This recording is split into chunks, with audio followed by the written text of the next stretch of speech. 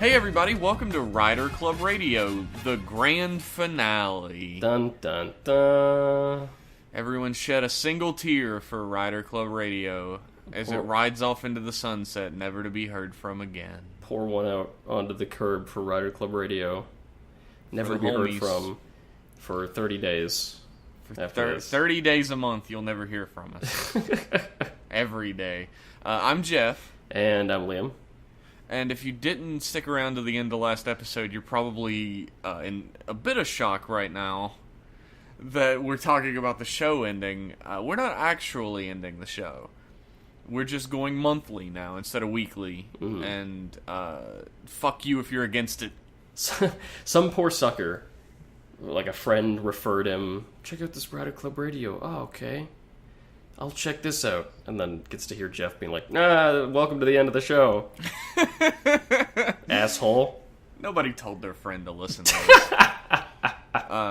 We're going to be doing a monthly podcast that probably has a bit of a different formula to how we're doing it now. Mm. Because we won't have like a weekly news segment, and we'll probably restructure how we're going to go at the Sentai second, even though it's Sentai 3 episodes compared to the one we're doing now. Probably going to be a little looser, a little longer. Yeah, it'll be longer probably. Yeah. But we'll be delivering it to you at the end of every month, and it'll be like a digest retrospective of the past 4 episodes of that month. Sure will. So be excited for that. But before that, we got to get through this one last piece of shit. Okay, let's do it. Let's push it out. This week, we watched Kamen Rider Build episode 4 and Choujin Sentai Jetman episodes 23, 24, and 25. So, Liam, why don't you tell us what happened on Build this week? Sure. So, if you remember last week on Build, a terrible CGI snake stabbed Build in the back, and he fell over unconscious. So this week he wakes up in the, like at his house in his basement, and Soichi is like, yeah, we woke you up, you got poisoned, but I guess it was just knockout poison. It was a stunning agent. And then, even though Sento hasn't shown any sort of, like, wariness of Soichi at all the rest of the series, he just suddenly goes, right, you just happened to find me. Isn't that funny, Soichi? I hear you can crush iPads. And Soichi's like, I feel very attacked right now. What did you do?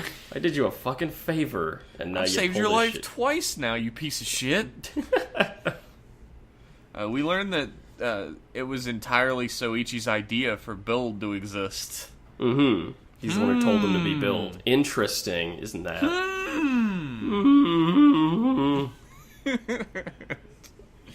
Continue. So they get up, he gets up and he's like, I need to find out more info about the Skywall disaster and about the box. I need to learn about this shit.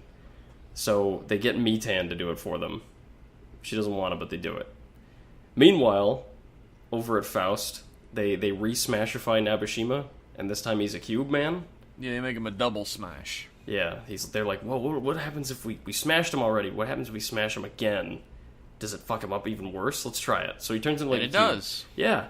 He turns into a cube man, and he runs off to cause all kinds of untold havoc. I love the evil organization modus operandi in Japanese stuff. They create, like, world-shattering monsters to see if they can, and then they just open a door and let them go. They're like, you know what, we don't need you anymore, whatever. Go do whatever. If you want them to shatter the world, you gotta let them out into the world, Jeff. I guess. Is that the point? Is that what Faust wants? I don't know. It's just like in Jetman. They're like, here's this dimension beast, and then they just dump him out the back door. Go! Just first thing you see, blow it up. They're in sort of a competition to see who can kill the Jetman now, but before that, what were they doing? Killing everyone else in every other dimension? I guess. So, back to Build. Sento, he's at work, and he's like, hey, look, I was looking at this video of the box, and I found he's talking to his boss, the son of the Prime Minister, who's definitely not evil. Yes, he says, I was looking at this video of the box, and it looks like it's got layers, because 2 of the panels fly off. What's that all about? The guy, after so long, is like, no, it doesn't have layers, I swear it doesn't have layers. He cracks and goes, yes, it's got layers. Okay, it's got layers. We lost them. We lost them. Bill. And he's like, you mean they were stolen? And he was, no. No, we just dropped them at the turnpike by accident. They fell. They fell off the back of the motorcycle when we were driving it over. When we were driving it over to Faust. I mean, to my mom's house. We were driving it over to friend's house. A friend's house. My friend, my Smash expert friend. My friend Faust. I mean, Frank. Fast. His name's Fast. He's quick. So, Bill, like, he remembers seeing the panel, one of the missing panels, at Faust's base in his flashback. So he's really suspicious of this, because they deny the existence of it, and then he remembers it at Faust, and it's gone missing. It's really, the whole thing is really suspicious. But he leaves it for now, because in Sato, Banjo and the reporter are in the... They go to rescue Nabishima's family. Mm-hmm. And there's this ridiculous sequence where they sneak him out in a big box, and then they drive a van away, and a robot cop that's armed with a bomb in his face tries to explode them. Yeah, so they jump the boat in the van, the van explodes in the water. Here's the thing, a minute is a lot of time. I don't know, there was no other guards. Why don't they just get out of the van and run away? Why didn't they just, stop the van and then, have... Banjo just knock him off the top of the fucking van and then continue going? I don't know. Instead, they do something much better. They do a sick jump over the boat, jump out of the van midair while carrying a child. With a child! With a tiny, fucking child! Like a toddler. Land onto just shoulder land it onto the boat while the van lands in the lake and fucking explodes. It's pretty cool. That's and apparently the mother that Build saved earlier in the previous episode is the biggest badass in the whole show, because she's just standing like Captain Morgan on the front of the fucking boat while this explosion happens in the background. Look, she runs smuggling runs. She knows about this shit. It happens all the time in her world. I figure it probably has a lot more to do with the fact that they didn't tell the actress that there was an explosion behind her. Just stand on the boat, and then, afterwards, they're like, oh, we have to add an explosion to this scene. Whatever. Shit. No one will notice this. Two fucking weirdos from America won't notice this shit. Yeah, no. Only childs watch this. No adults watch Kamen Rider. Only one weirdo from America will notice it. See, it's in Toei, that's the acceptable quota. One weirdo. One American weirdo can notice your shit. So the van explodes. Glad it's me. The van explodes and they cut away. Because Nabishima's fucking shit up as a cube man, and Sento goes to take care of him. And they have a big fight in a park. Bloodstark shows up. He embiggens Nabishima. Yeah, and he fucking throws his staff from the moon and makes his monster grow. Yeah. And Sento, of course, calls upon the Jet Icarus to fight it. This is a big, boring fight scene, and... I don't pay attention to it. I just minimize the window while I do something else. And he takes the Smash Essence. Actually, I don't think it's made a comic. We know it makes a comic book. Yes. The last one made a ninja. But he takes the Cube Man Smash Essence into his little bottle. And they take him back. They take Nabishima back to the pit. But his memory is lost due to the second Smashification. His memory's he doesn't wiped. Even remember his own daughter and wife. It's sad as fuck. Most people just don't remember, vaguely don't remember some shit. Nabishima is just gone. Which points to Sento having something similar done to him, since he doesn't remember anything about his life. Mm-hmm. So they don't have any testimony. He can't testify that Ryuga was framed. Banjo. Yeah, so he's fucked. So Sento decides instead to investigate the panel in the basement. Well, he realizes, Nabishima's oh, this is the same panel that they had at Faust headquarters, mm-hmm. And then Sento remembers it, and then he just starts fucking smashing the wall with a hammer to get to it. And he pulls it out, and he's like, Soichi, why do you have this? Are you with Faust? And before Soichi can answer, the show cuts away, but then he answers in the next episode preview. So I'm not sure what they were going for there. Whatever. Jeff, I don't think you're supposed to watch the next episode preview. I think it's just there for investors to know they're making another one. Like any investor would be like, yeah, this Kamen Rider show is good, but I feel like they might abruptly stop it after episode 4. So should I keep giving my money to Toei, or... No, watch until after the episode ends. Trust me, we're going to do another one. We've already done it. We haven't gone bankrupt just yet. We've done at least one more. We're hurtling towards bankruptcy, but we're not there yet. Just you wait. If them sales figures say anything about it, it's pretty quick. Jeff, what did you think of Build 4? Well, it's important to point out that Banjo has a big character moment in this episode where he is pissed off that Nabeshima can't go to trial for him, can't prove that he's innocent, but he's much more worried about the fact that he's lost his memory and his daughter and wife can't get to him anymore. So he tries his damnedest. He says, I don't care about me, but think about your daughter who loves you and what you're doing to her. And we see some more of Sento being a really fucking cool dude, where he's explains to the little girl in a way she would understand that about her dad's memories and how they can make new ones. Using science, he explains. He does a little Mr. Wizard, a little Bill Nye. And she understands. She understands. But it's a real growing moment for Banjo. I must say, I really like this episode. Yeah, I thoroughly enjoyed it. I really liked the plot thickens, and I notice when I'm writing, I write little plot synopses so I can remember exactly what's happening when I give the thing. My ones for Build are very complex and very long. This show has a lot going on, I noticed. Oh, yeah. There's a lot of subplots. Layers of stuff being, there's layers of things that are being shown to the audience little by little, Layers, they eh? don't...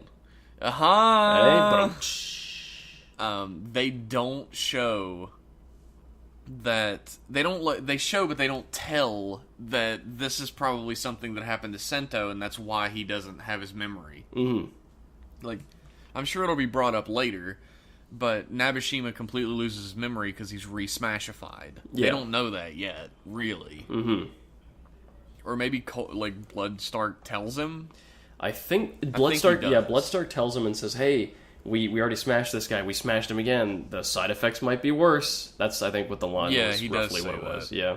And so they have, the barest understanding of what's going on, but I feel like they're going to they're putting the little steps together to figure out what happened to Sento for the audience. And I appreciate that. I love a good mystery when we as the audience aren't in on it. Yeah.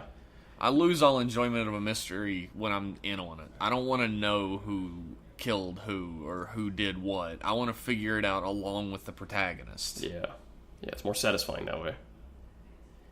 I get the feeling that Soichi saying that he's with Faust in the next episode preview is a red herring, because the rest of the preview has nothing to do with that. Yeah. So I feel like he's going to be I'm with Faust. Just kidding, ha ha ha, yeah. or whatever. That's what I would say if I was with Faust, but I'm not. Actually, I'm with Anti-Faust. I'm with Foundation X, actually. Did I ever tell you that there was a novel based on the 1971 Kamen Rider, with Hongo and stuff? I think you did, where his brain gets merged with... Oh no, that's the original. Oh, okay. That's the original manga. But this one is set during the Cold War. Oh, really? And it has a lot of historical context. But the specific thing that brings to mind is the fact that there's an anti-shocker in it, a government organization called Anti-Shocker. Really? That turns out to almost be worse than Shocker as the series goes along. Well, their methods are brutal or something? Yeah, and they have a ulterior motive for what they're doing. I see. It's trying to get the Shocker's technology to use it as a military. I see. So it's like in Sentai when they form a coalition, except awful. Yes. I see. But it would be exceptionally interesting if Soichi was part of an anti-Faust and that they were just as bad, if not worse. Yeah. That would be... What I figure is going to happen is Soichi is not Bloodstark, he's not Nitrogue, he's not really part of Faust, but he was at some point. Yeah, because he does have those special powers, so there's got to be something up with the guy. And then he split off and decided to take the organization down so that he could take complete control of Pandora's box. Oh. That's what I'm thinking is going to happen. You think Soichi might actually be a villain? Yes. I think he's going to be a villain, but I think it's going to be a double turnaround. He's going to be a double heel face turn. Interesting. See, what I like a lot about Build so far is it's really good at laying breadcrumbs. There's so many breadcrumbs in this series. Oh yeah. With like Ryuga figuring out his shit, the Prime Minister's son, the mysteries about Faust, the mysteries about Sento, the mysteries about just everything is a fucking mystery. So it's there's so much shit to nibble on. There's so much plot stuff for the show to work with, and it's been what it working. Reminds me of What? Gaim. Yeah, like it lays a bunch of threads. Like, I'm having like little conversations with people now about like what I think is going to happen, which I haven't really done seriously about a writer since Gaim. Yeah, because we got like deep into discussions about where we thought that series was going. Yeah, I remember that. There was all these debates about what Helheim actually was and stuff like that. Yeah. I was under the impression for a really long time that Helheim was the future of Earth. Yeah, I liked that. I liked that explanation. But it turned out to just be another dimensional forest. Spoilers. Whatever. The show is 4 years old now? If you haven't watched Gaim, I'm an asshole. Sorry. Go watch Gaim. That's really not the point of it, though. Like, there's a hell of a lot more to it than that. There's a lot more spoilers in Gaim. It's not really other dimensional at all, but whatever. It's complicated. You'll find out. But the point is that we constantly had debates and discussions and like brainstorming sessions about what the answers to the mysteries were, and that's already starting to happen a little bit on episode 4 of Build, which has me excited. They've laid so much stuff, like the doctor, even the random doctor that Ryuga killed supposedly has a dark, horrible secret. The astronaut that activated the Pandora box has a dark, horrible secret that we want to know about. It seems like he's Soichi, actually. It's probably. But there's all this, there's just all this shit that the show is setting up. And I hope the writers can do a good job with it. They seem like the writing on Build seems really solid so far. So I'm excited. There's mysteries that haven't even really been touched upon yet. Like, we know that what is Soichi's daughter's name? Misora. Mitan. Misora has a special power that no one else seems to have. And in the opening, she's wearing a bracelet that has the Pandora's box symbol on it. Yeah. Which I'm really curious to know what her deal is. Because if Soichi's the one who activated Pandora's box, why does Misora have this power? Yeah, there's a bit where in this episode where they're like, oh, they made a new full bottle. I thought only Misora could do that. And they look over at her and she's like, oh, I don't know. I don't want to talk about it.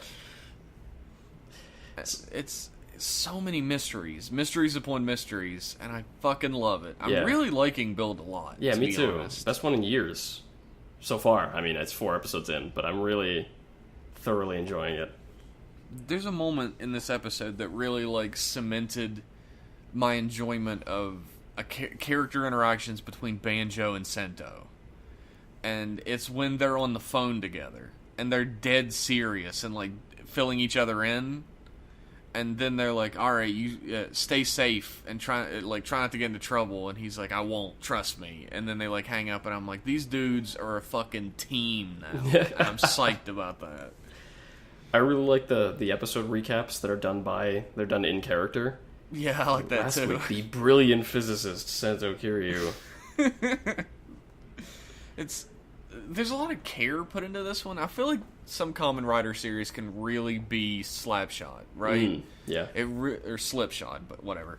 But it seems like they're piecemealed together as they go along to try to create a product. They need to exist so that the company can produce toys, so they make it. Yeah. But this really seems to have a lot of weight behind it. A lot of thought went into everything that we've seen so far in this series. It seems like it's been planned since the beginning. They know where it's going to end right now.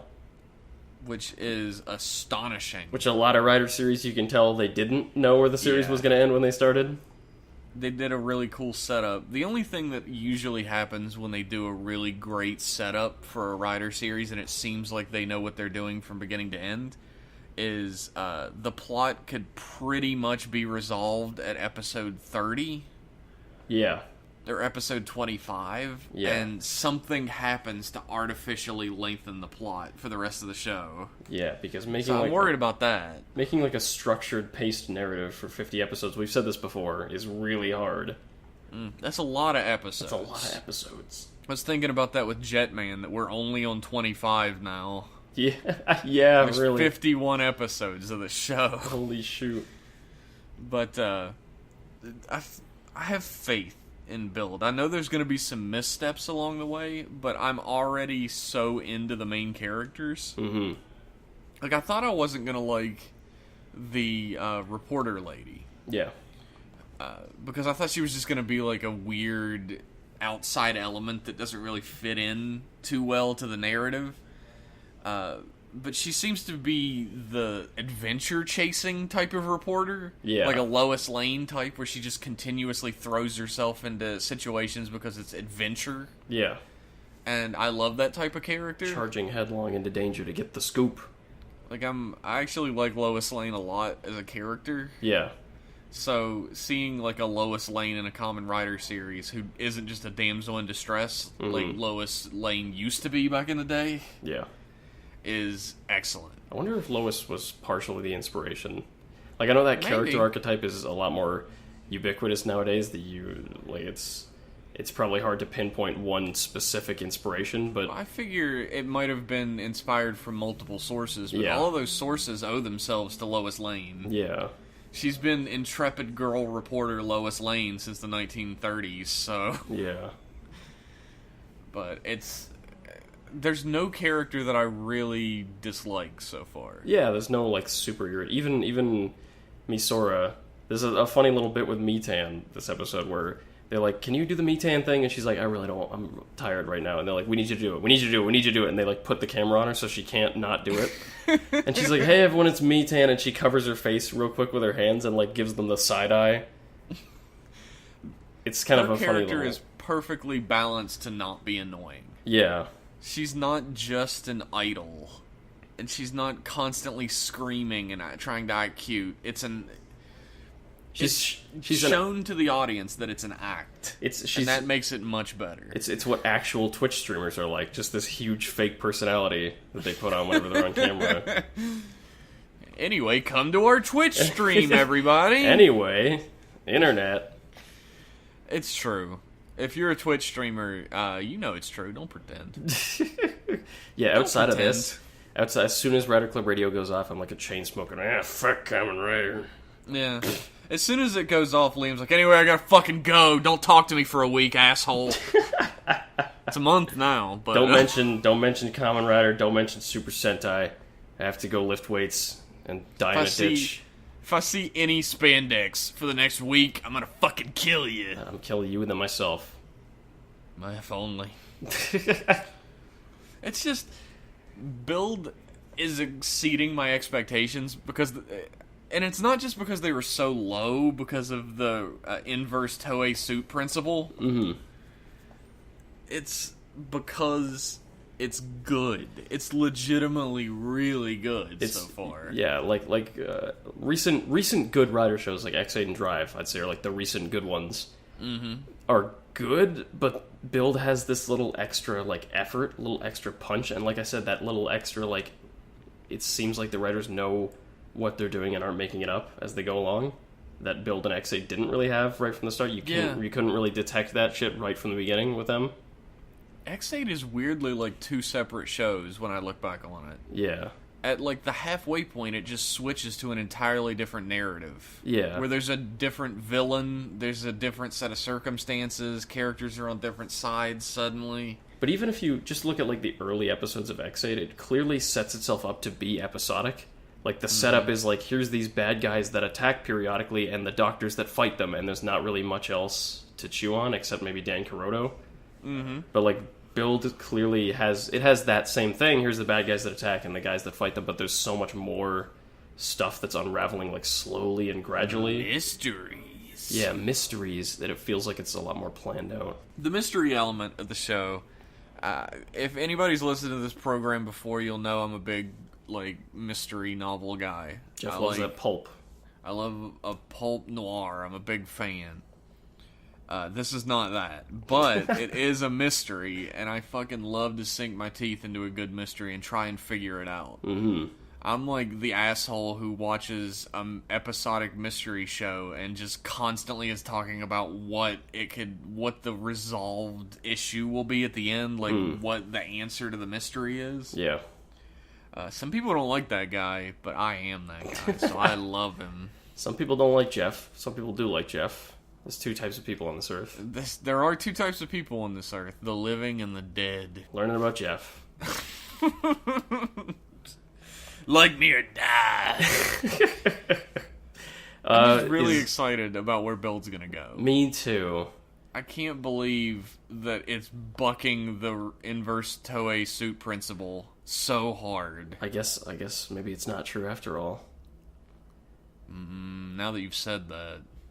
Now, episode 5. You've doomed us all. Every mystery is going to be solved in episode 5, and then it's fucking Ghost is going to show up, and then it's going to be the rest of the show. And then everyone will just take a back seat to Ghost's furthering adventures. The Genma are going to come. It's going to be the same show. Oh, God. If Ghost ever showed up in an episodic Kamen Rider series, like a main Kamen Rider series, I would just shut it off and never watch Kamen Rider again. They would never do that. Ghost was pretty popular. Was it? I feel like That's all what I Rider hear. shows are at least pretty popular. I don't know. I don't really know any of that shit. It's weird how little I care about the goings-on outside of what I see on the screen. Yeah. Like, I know some stuff about the actors and, like, a little bit about the directors, but that's literally it. Mm-hmm. People are always like, who's your favorite Rider composer? And I'm like, fuck, I don't know any composers. Mozart? Bach? Handel? Yeah, we're huge plebs when it comes to Rider. Yeah, it's weird that we do a podcast about it. We're the worst candidates. Yeah. I feel like it's just because we don't make anybody listen to it, so fuck you if you got a problem with it. How about that? Jeff, are we done talking about Build? Fuck you, me, from 10 seconds ago when you said that about us. Yeah, well, Yeah, that guy's a dick. I never have to see him again, thank God. Jesus, you gotta see me once a month. No, I mean Jeff from 10 seconds ago. Oh, that's true. Yeah. I should be thankful for that every day, right? I don't have to see me from a few seconds ago ever again. That embarrassing piece of shit. Fucking deep. Hashtag deep. Also, Build suits are fucking great. So cool. So cool. I love them. It's very double. Like, split down the center color scheme. Yeah. And I'm a huge fan of, like, red-blue split color themes. With your Spidey-Man and your Kikaider. Spidey-Man, a Soupy-Man, Kikaider, Metalder. Metalder, of course. Who could forget? Fucking Heat Trigger. Heat Trigger is... Oh, yeah. Mm-hmm. Yeah, I guess, double. Yeah. Hito Trigger! I was thinking of Heat Metal for a second. I was like, that's the standard one. Yeah, that's the best match. That's the best match. Alright, Liam, why don't we get into some news? Sure.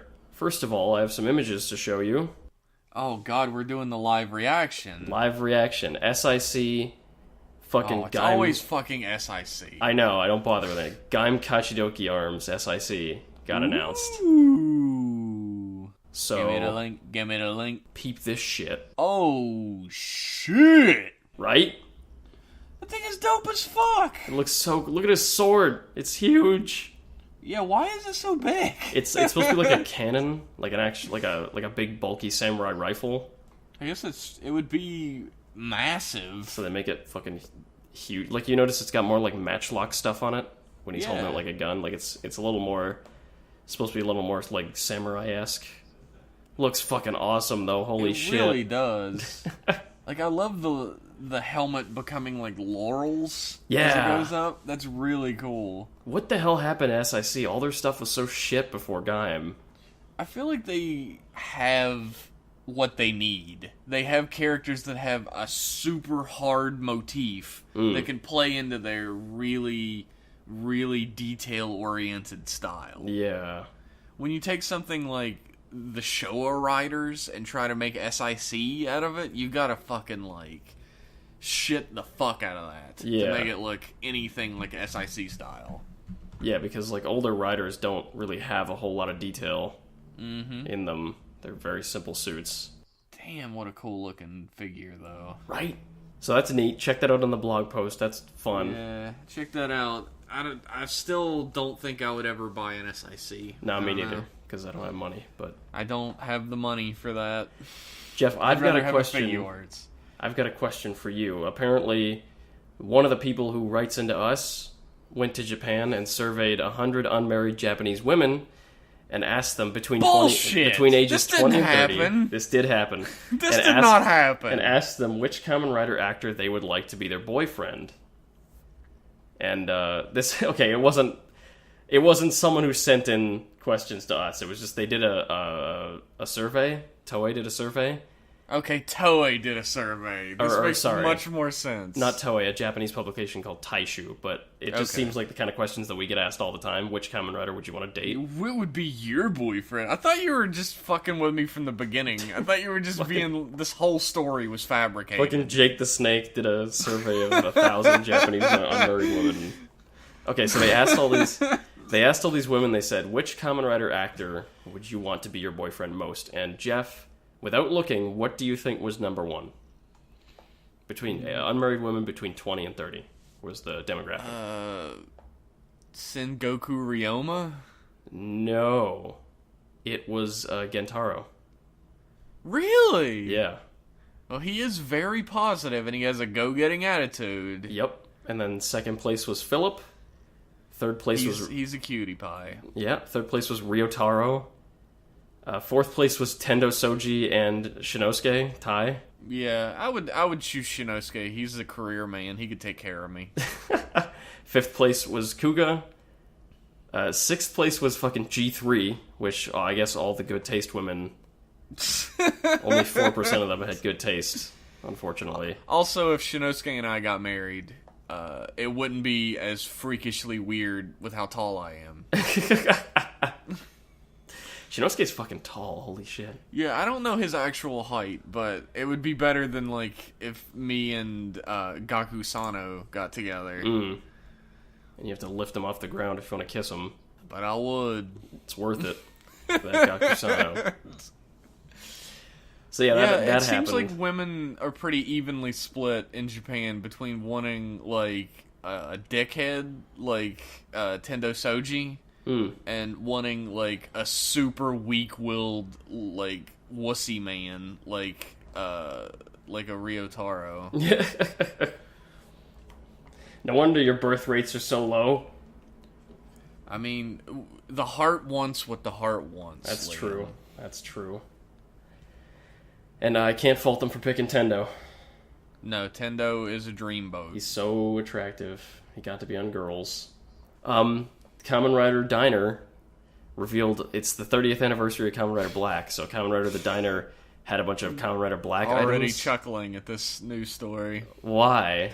Because everybody was passing around that image of Robo Rider's drink that just has a fucking gun made of ice pointing at you.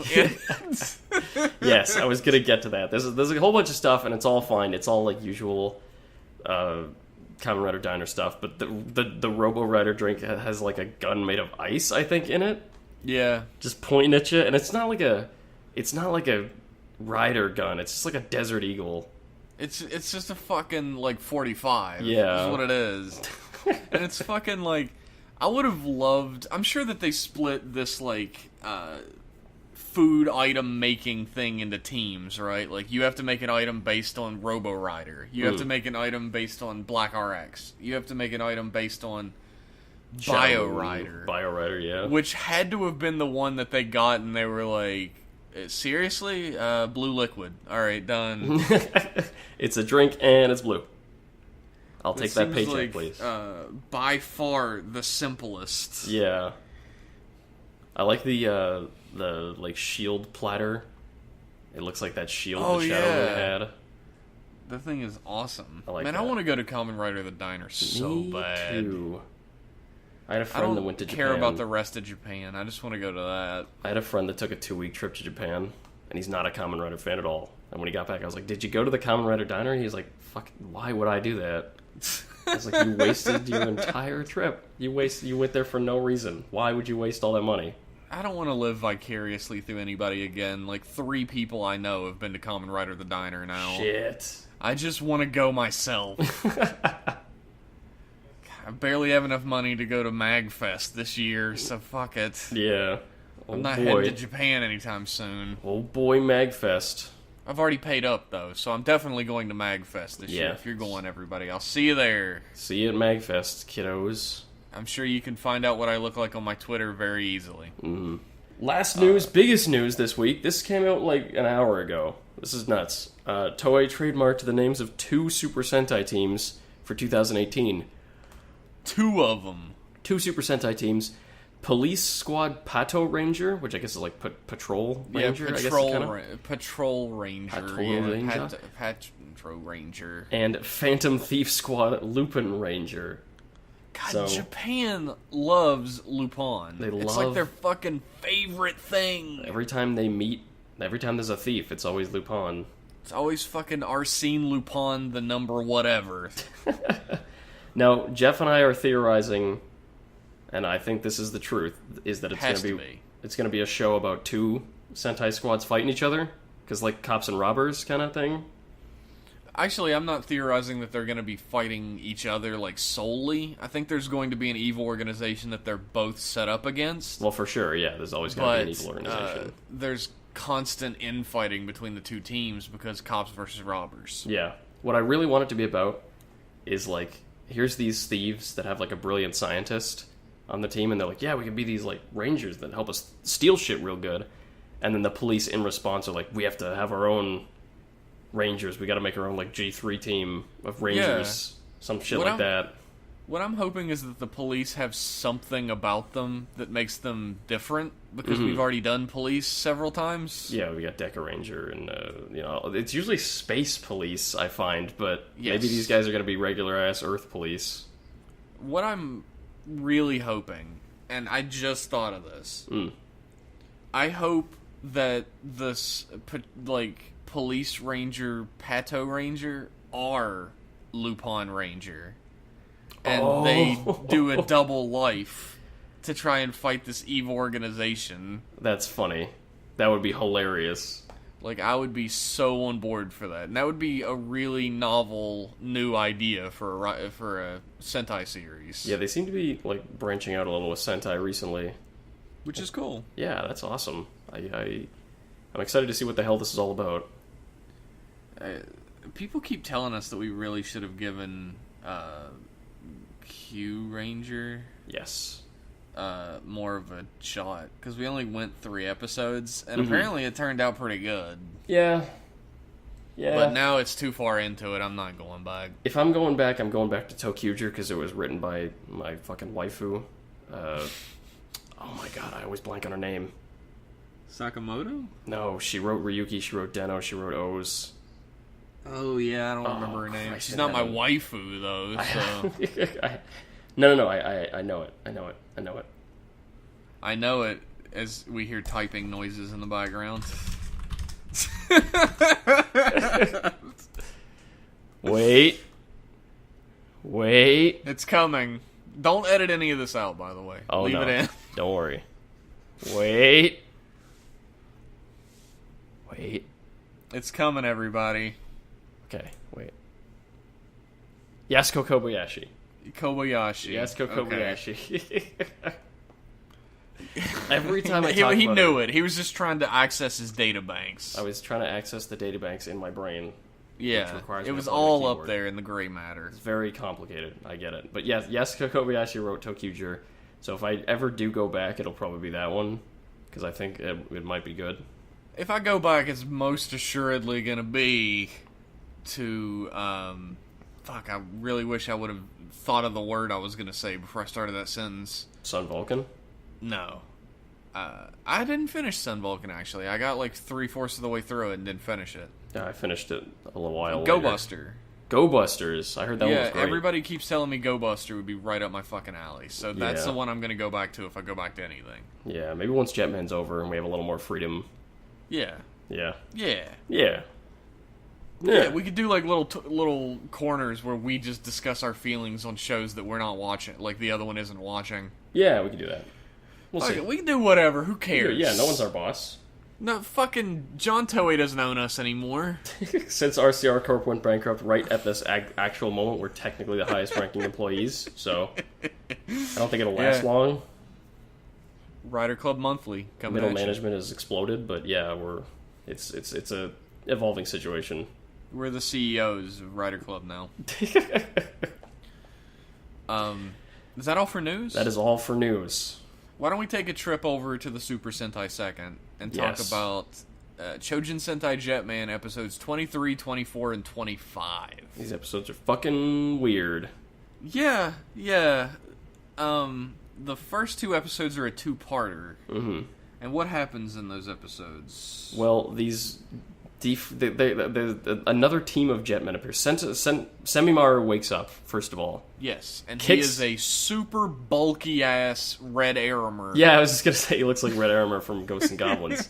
And he kicks the Jetmen's asses. And another... He ruins them. Like, he rips their robots' fucking arms off. Yeah. Look, the suit actor's actual arms got torn off. It was horrible. Yeah.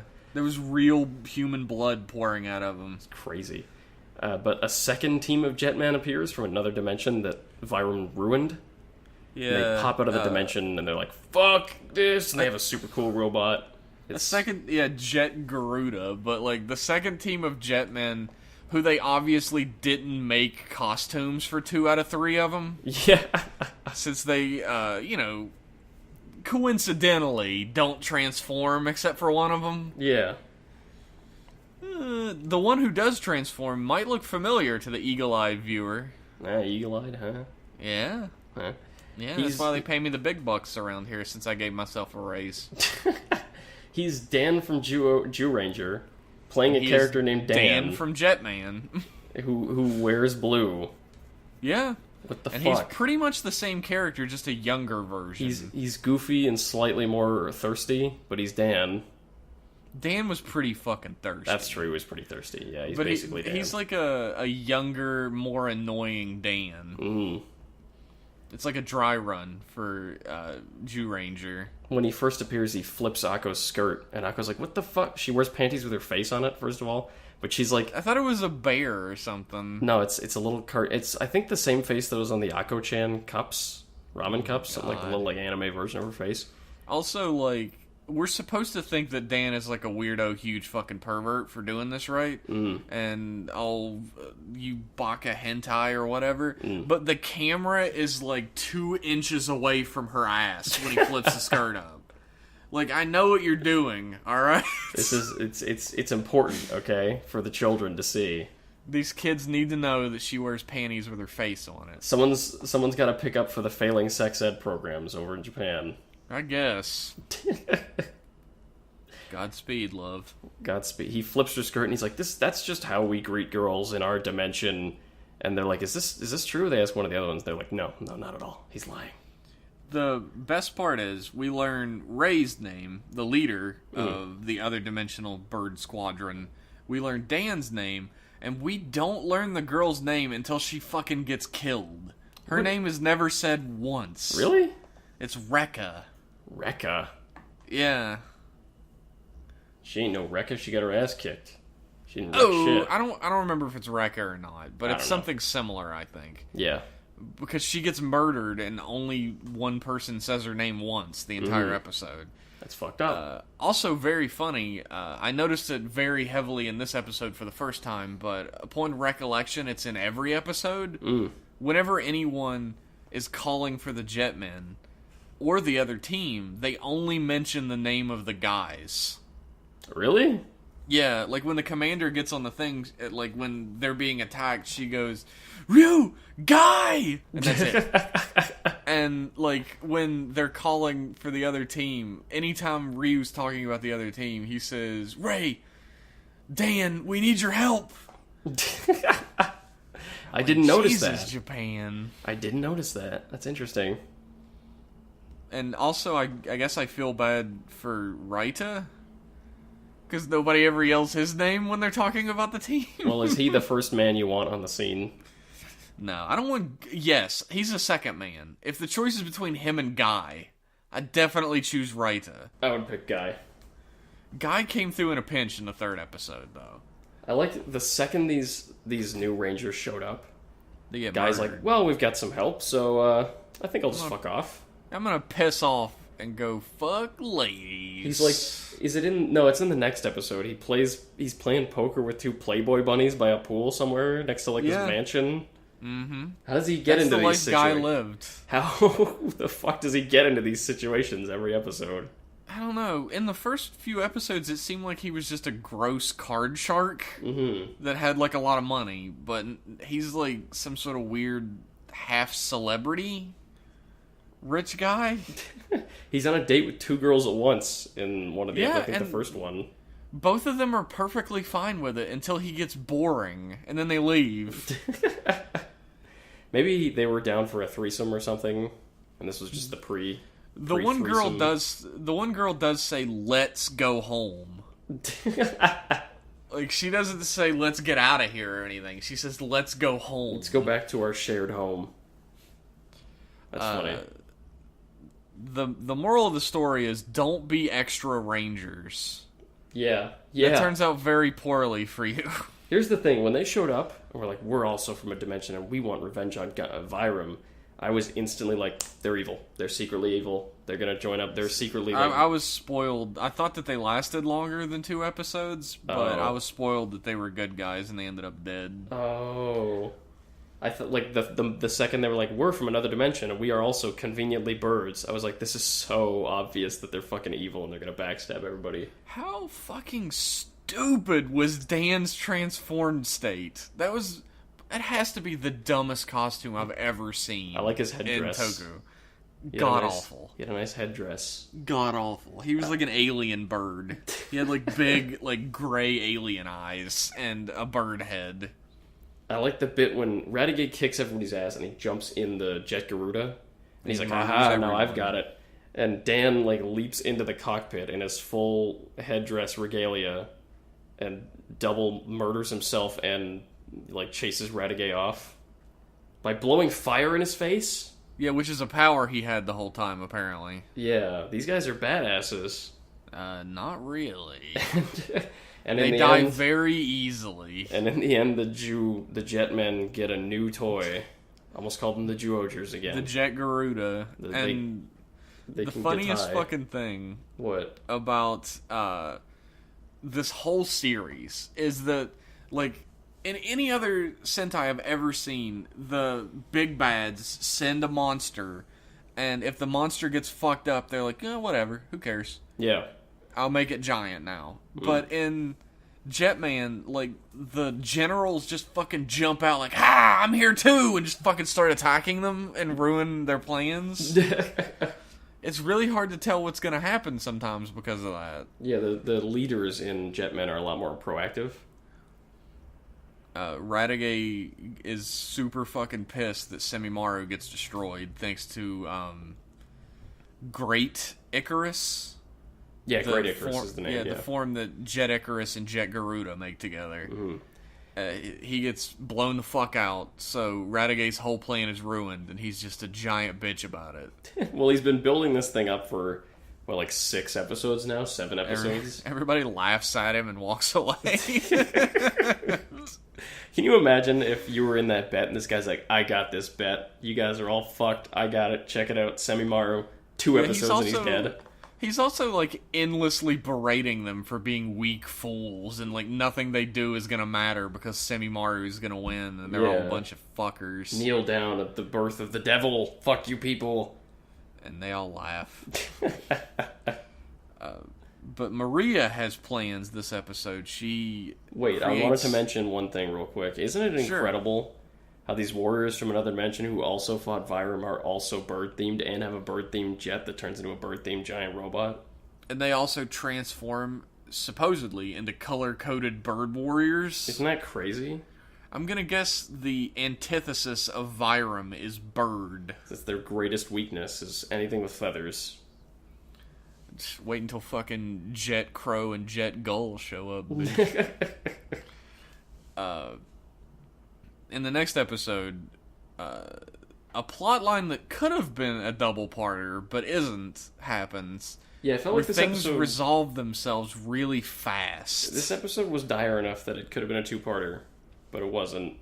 It's a evil squadron, evil team of Sentai, and they just kind of defeat them. There's a light armadillo that shoots a light at you and it makes your shadow appear and sap your energy away and also beat you up. It's a good plan. Yeah, it's a great plan, and they do it to the Jetman, and it works really well. But then Guy, like, there's a scene. Unfortunately, what? And ironically, much like Birdman, the shadows have to be in direct sunlight, or else they lose all power instantly. Who's Birdman? You don't know Birdman? Like, it was like a Hanna-Barbera superhero cartoon. Oh, I thought you were talking about the movie with Michael Keaton. No, I'm talking about, like, it was like a Space Ghost type show. Oh, I think I vaguely... Then, like, later on Adult Swim, they made Harvey Birdman, attorney at law. Yeah, I vaguely remember Birdman. Yeah, Birdman had to be in direct sunlight, or else he lost his powers instantaneously. Is terrible. Yes. So yeah, the clouds appear, and Maria's like, well, my whole plan's falling apart, so I better leave.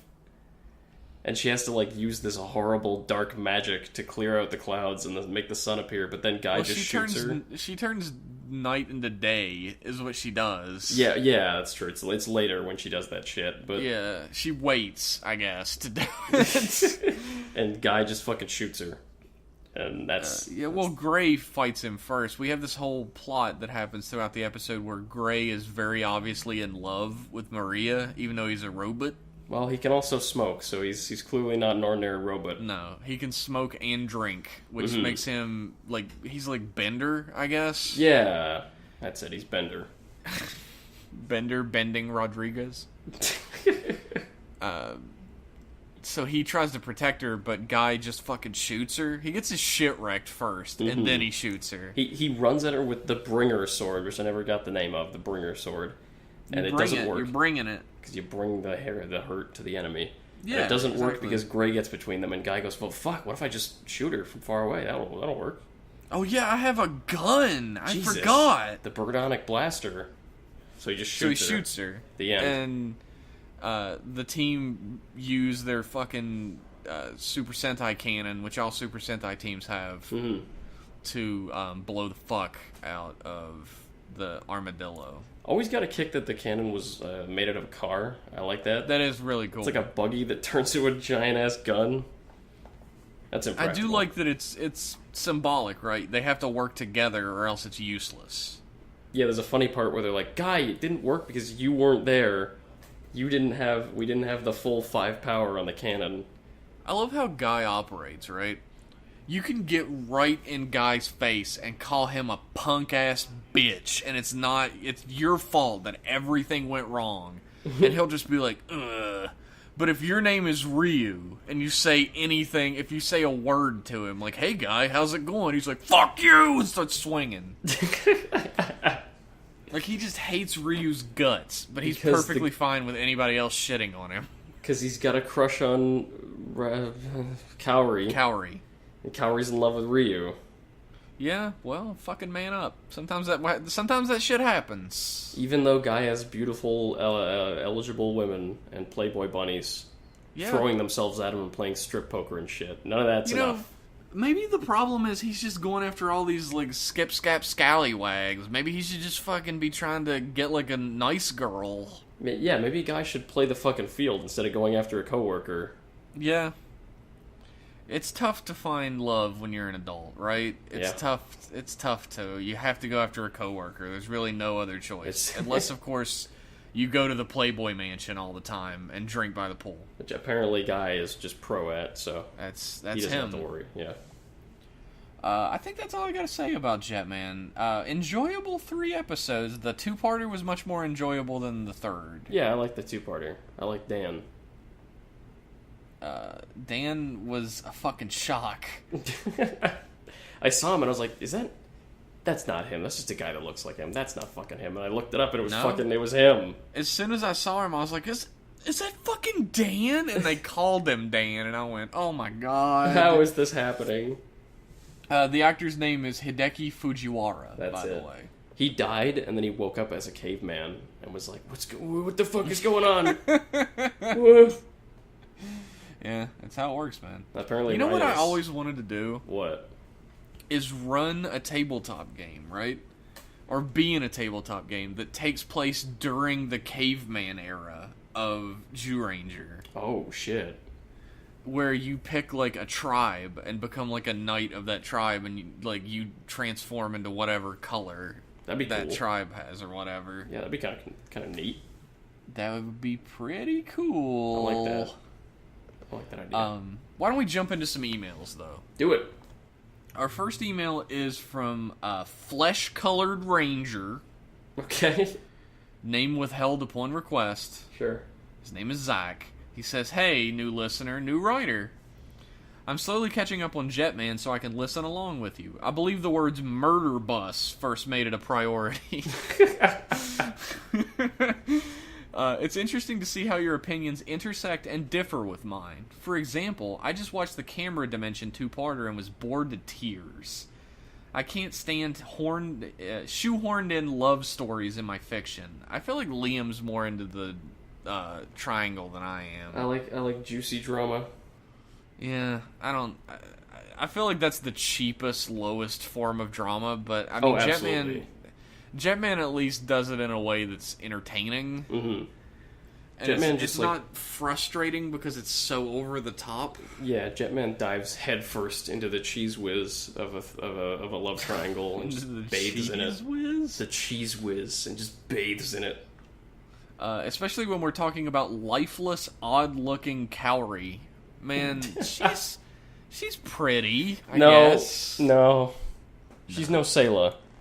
No, she's no Amu. But God Noodle, Noodle Dimension, is hands down my favorite episode so far. That's what I like in Toku, off-the-wall Japanese stuff. Yeah, Noodle Dimension was cool. At least we can all agree that Murder Bus is totally tits. Mm-hmm. My favorite part of Murder Bus is that there were, like, hastily thrown together organs all over the inside walls of it when it turned into Murder Bus. It's lovely. So I was thinking about Toku and its tropes and conventions the other day, and I realized why I felt right at home watching it. The 1966 Batman show. I grew up watching it in syndication in the 80s, and it was by far my favorite show. It's pretty much a Toku show. Formulaic plot structure, enemy of the week, spandex, hell, it even has transformation sequences, because sliding down the bat pole is more fun to watch than two grown men in a fitting room. My question to you guys is, do you love Batman 66 as well? And what other shows acted as your Tokusatsu primer? Signed, Flesh-Colored Ranger. I do love Batman 66. I've never seen Batman 66. Wow, I can't believe you. I'm a young baby. They've played it on TV every year since long before I was born. I am a fresh-faced baby, and I don't have cable, too, so. Well, I mean, they played it on CBS all the time during the afternoon. Shh. Whatever. I never saw it, okay? It's super fucking campy and fun. Yeah, and that's what I've heard. It's super over the top. It's really enjoyable. The people who were making it made it as a comedy series, but they always build it as like an action series. And you were supposed to take it seriously, but audiences knew what they were watching. Yeah. All I know about it is that Adam West and Burt Ward had a shitload of sex. Like, they'd come right off of the set and be, like, fucking extras. That's what Burt Ward says in a book. Well, Burt Ward... Of course Burt Ward said that he got a lot of sex. But, I mean, Adam West said it, too. But, of course Adam West said it, too. It's hard... There's a lot of women who tell the same story, though, so... I couldn't imagine being a woman and being, like, going to the Batman set, right... And you get fucking pawned off on Burt Ward. What? He's a charismatic dude, I'm sure. No, he's not. he's really not. But you don't go there to fuck Robin. No. Alright? No, you don't. You go there to get Bat Dick. That's Yeah. what you're there for. The unfortunate girls get Robin.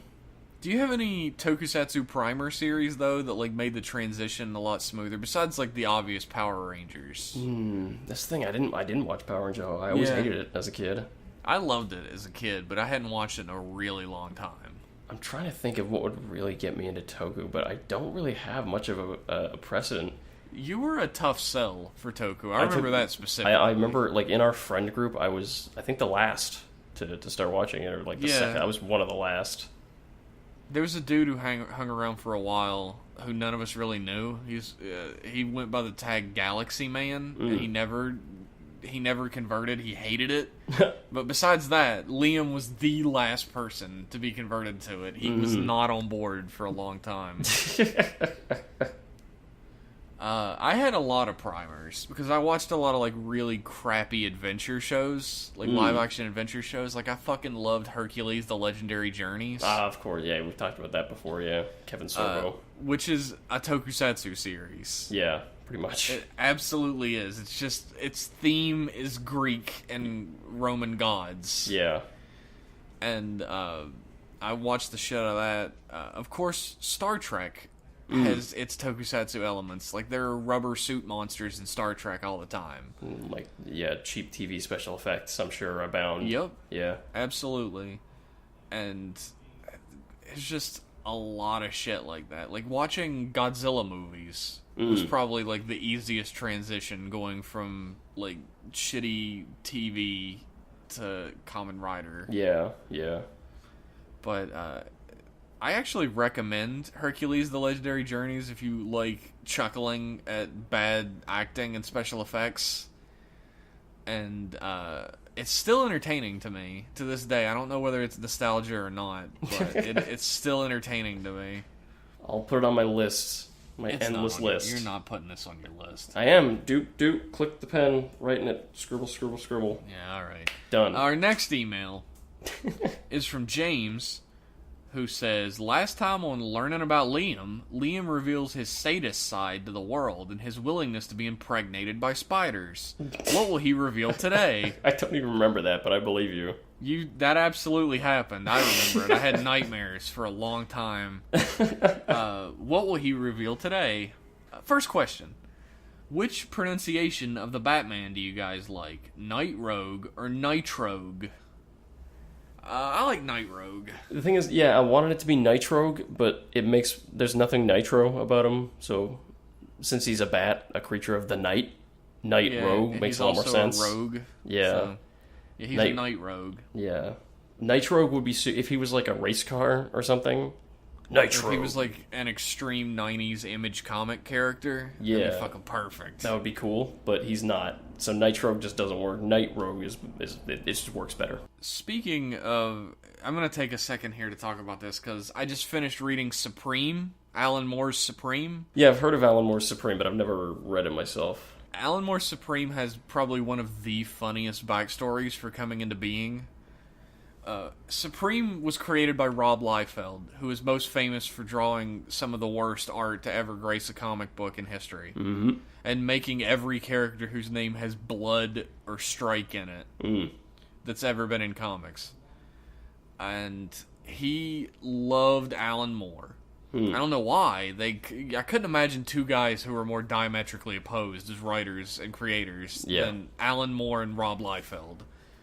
But he wanted Alan Moore to write Supreme, who was this edgy-ass murder Superman he created for Image Comics. Yeah.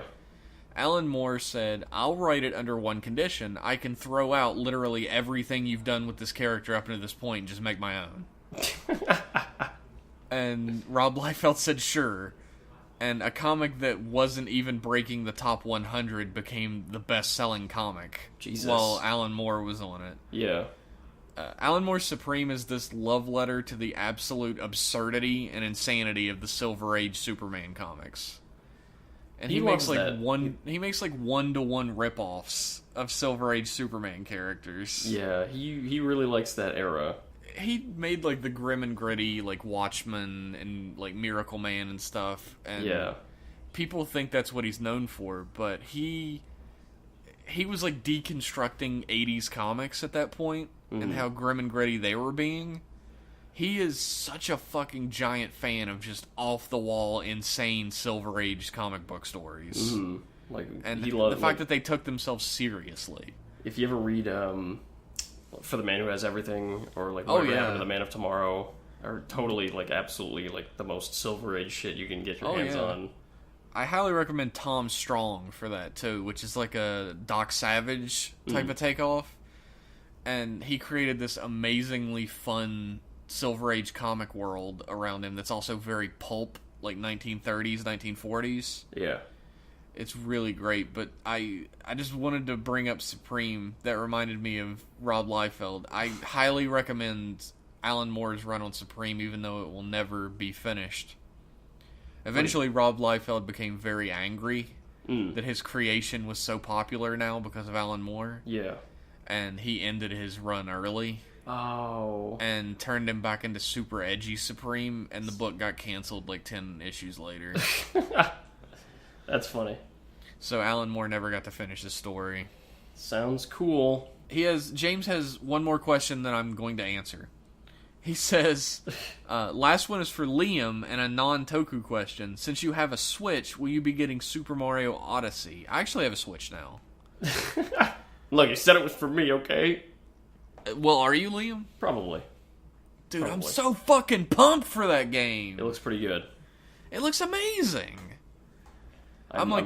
I'm a big fucking Mario fan. Like, I'm the type of person who saw all the outfits that he was wearing in the videos and was like, okay, that's from the Game Boy test screen of Mario. That's from Mario's Picross. That's from... That's like a Chargin' Chuck outfit. Like, I recognize the Picross one. I recognize the golf one that looks like the American flag. Mm-hmm. I recognize the one from Yoshi's Cookie. There's one from Mario Paint, which I'm fucking psyched for. Yeah, the artist one. Yeah, because Mario Paint is pretty much solely responsible for me throwing my life away and becoming an artist. Thanks, Mario. Yeah, Odyssey looks really cool. I'm excited to run around in New Donk City more than anything. God, I'm excited for everything about that game. I'm just like... I'm the type of dude who's on the edge of my seat, like, where's Luigi? Is Luigi gonna be in the game? Like, I'm a sucker for Mario. I always have been. Yeah. And I've never played a Mario game that I didn't like. Yeah. So I'm super fucking excited for it. Yeah, it looks good. I want to try it. And apparently you can mix and match whatever outfits you want. And you can match the hats with the clothes and stuff. God, I'm a big fan of video game dress up. Yeah. I'm a big Fashion Souls guy. So I'm pretty excited about Odyssey. Yeah, it's going to be good. Our next email is from Jetto Jaguar, who says, "Hey there, Jeff and Liam. Really liking the podcast, but I noticed that out of the almost 1 hour and a half duration of the last episode, just about 20 minutes were spent actually talking about Kamen Rider. Are you sure you want to keep the word Rider in the name of your podcast?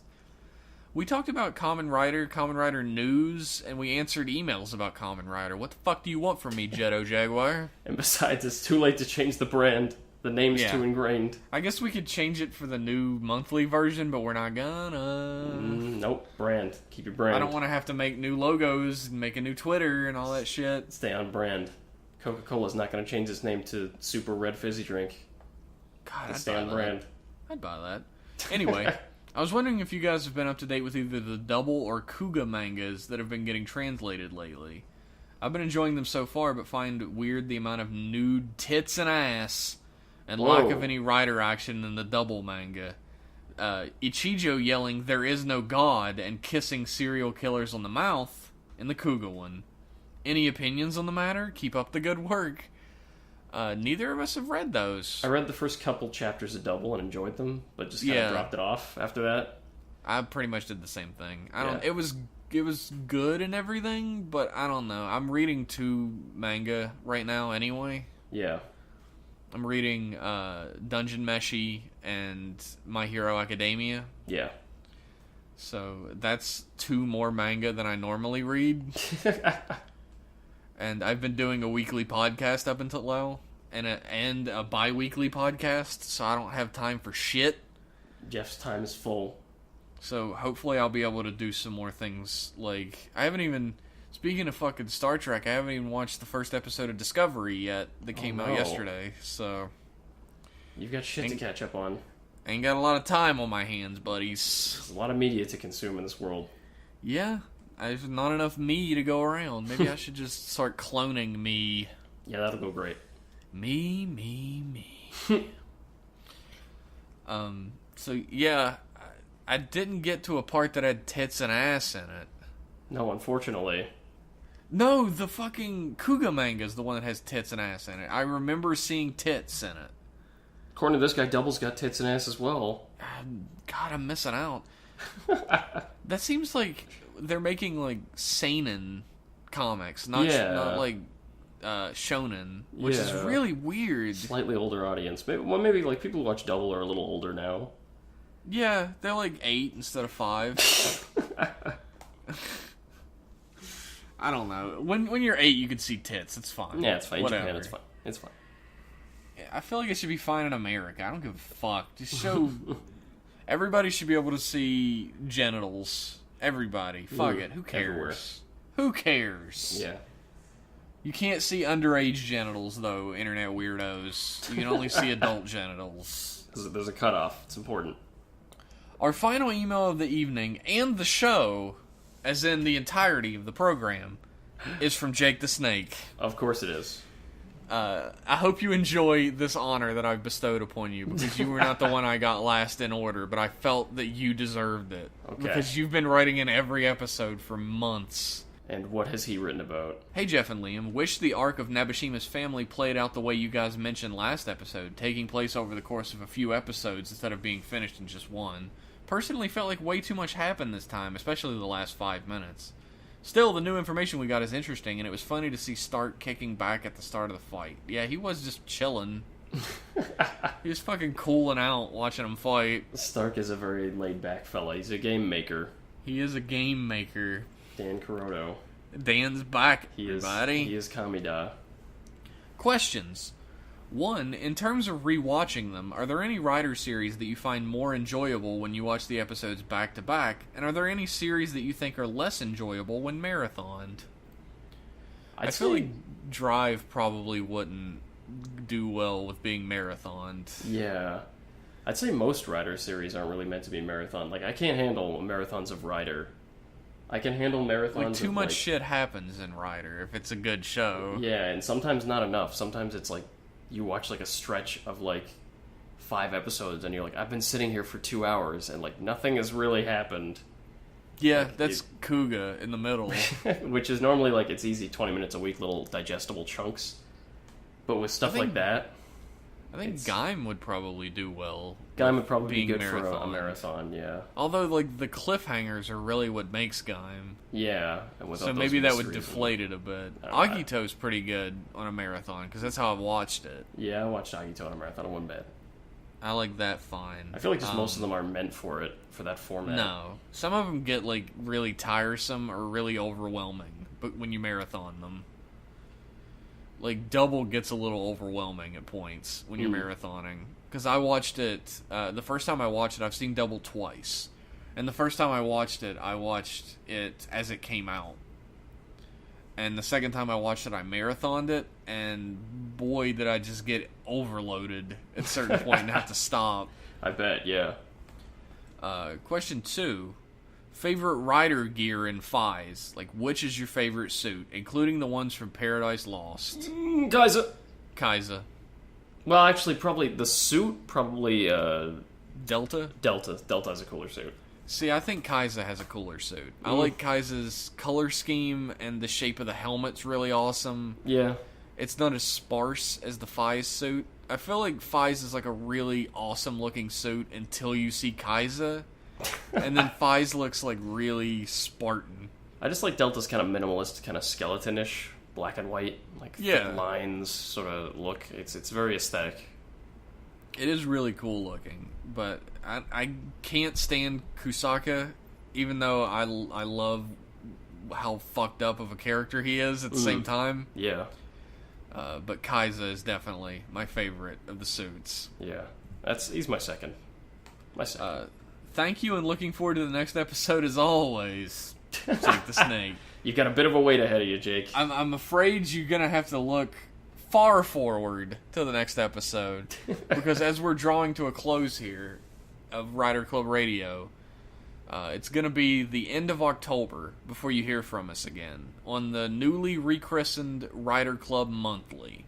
Yes, I've prepared a poem for this occasion. Holy shit. Yes, here it goes. There were two guys named Jeff and Liam, and they wanted to make a rider museum, but they didn't have the money, so they sold all their honey, and they started a podcast instead. Thank you. Thank you. You really thought that was worthwhile to put on the last episode of this podcast, didn't you? It took me actually 30 weeks to write.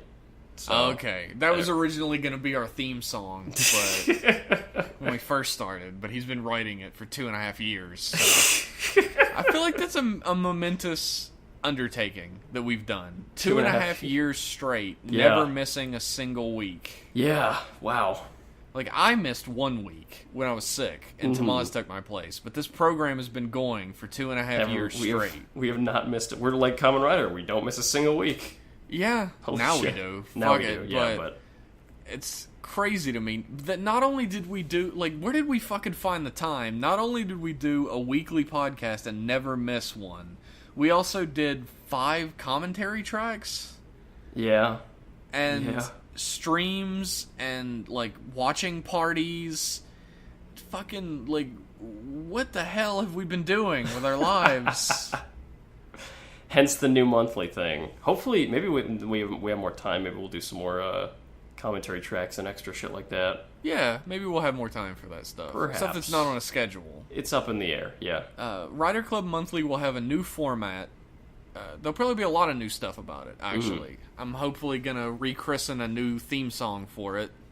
Cool. It'll probably be... There's definitely going to be a new format. We're not going to be doing episode talk, then news, then Super Sentai Second, and then emails. Yeah, it's going to be different. It'll be a different setup for sure.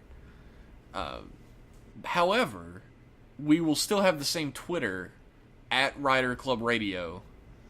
I actually might change it to @RiderClubMonthly, so check that out. Check that out, and we'll still be tweeting all month, so we're we'll not definitely gone. put it on the... We're still going to be using the riderclubradio.wordpress.com to show probably like a relinking type of thing where you can just follow it to listen to the actual episode.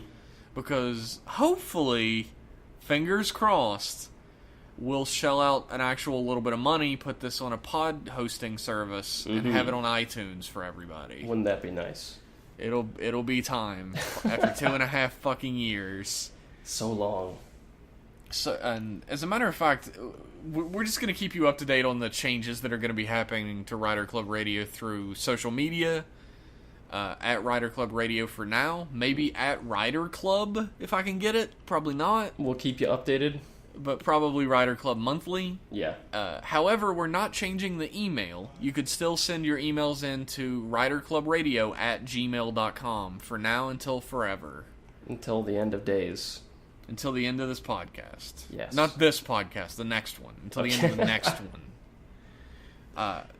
I would like to personally thank everybody that's been listening to this podcast for any amount of time. Even if you're jumping on for the first time, I appreciate that you listen to us ramble about something we love. Everyone who sent in emails and followed us on Twitter and bought a t-shirt and downloaded a wallpaper or whatever. Yeah, just anything that you've done to show that you like our program. I'm very appreciative of it. Because we didn't expect anybody to like this thing when we started it.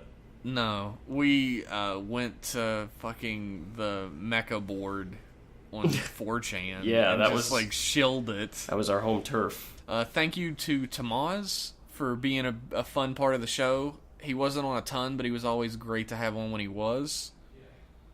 Thank you to One-Off Max. Yeah, thank you, We'd love Max, to have for you doing again. A commentary track with us. We appreciate that. Yeah.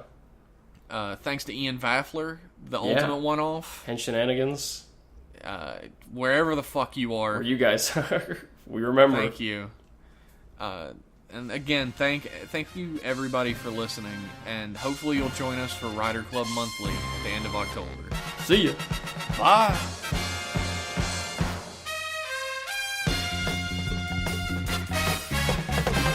two, three, four, five, six, seven. Yeah! 俺の兄弟1号ライダー俺の兄弟ライダー2号俺は7号仮面ライダーストロンガー1号本号2号はハヤト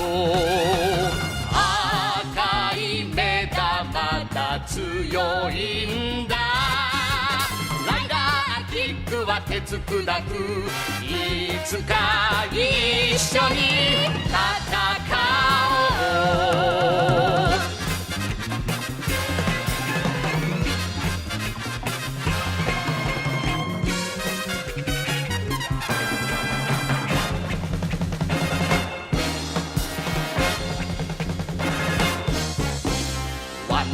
Three, four, five, six, seven. Yeah! 俺の兄弟 V3 ライダー俺の兄弟ライダーマン俺は7号仮面ライダーストロンガー3号風見4号勇気 V3 キックは岩砕きカセットアームで悪を切るいつか一緒に戦おう